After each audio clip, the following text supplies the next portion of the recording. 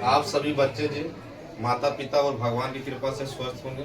आज हम लोग जी क्लास 8 का साइंस का, ठीक है, कुछ प्रकाश चैप्टर का रिवीजन करने वाले हैं।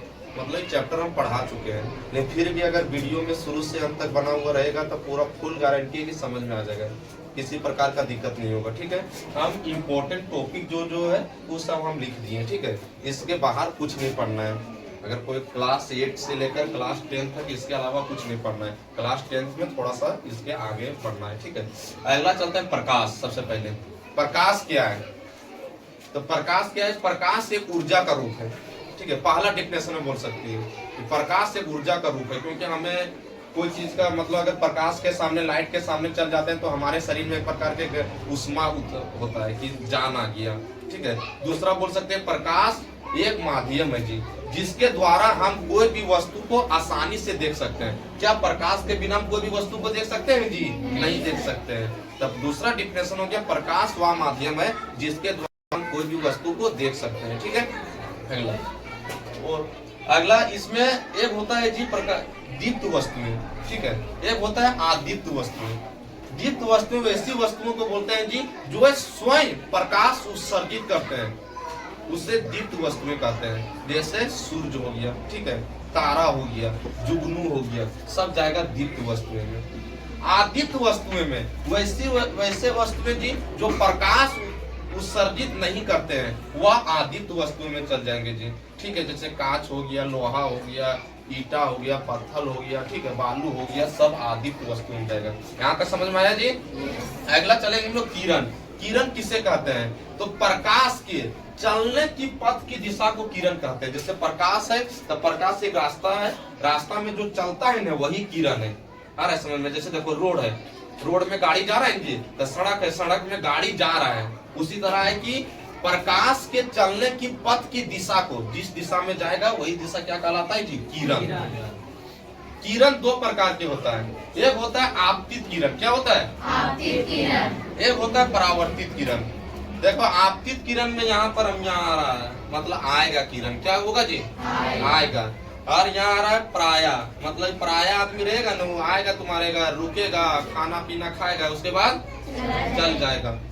तो इसका डिफिनेशन क्या बोलेगी जी आपतित किरण का?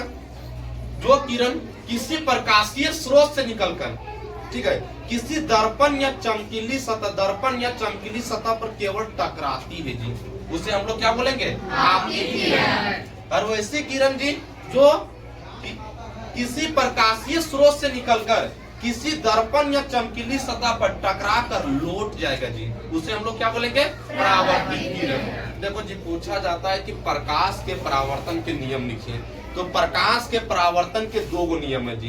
ये क्लास 10th में भी दिया हुआ है, बहुत ज्यादा इंपॉर्टेंट टॉपिक है, इसलिए सभी बच्चा ध्यान से सुनेगा। इसका दो नियम है प्रकाश के परावर्तन का।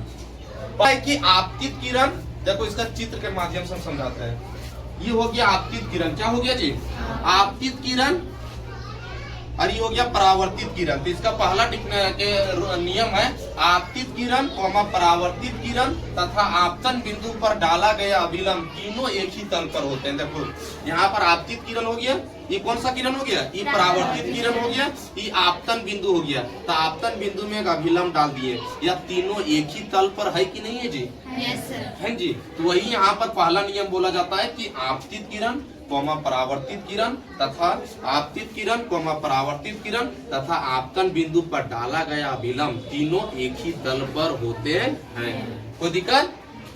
दूसरा है जी नियम इसका कि आपतन कोण और परावर्तन कोण बराबर होते हैं। देखो जी आपतित किरण यहाँ आया जी, ये आ रहा है ने, तो यह आपतन कोण बनाएगा। क्या बनाएगा जी? आपतन कोण। जैसे देखो यहाँ आपतित किरण है ना, इसी से निकला है। आपतित किरण कौन सा कोण बनाएगा? आपतन कोण बनाएगा।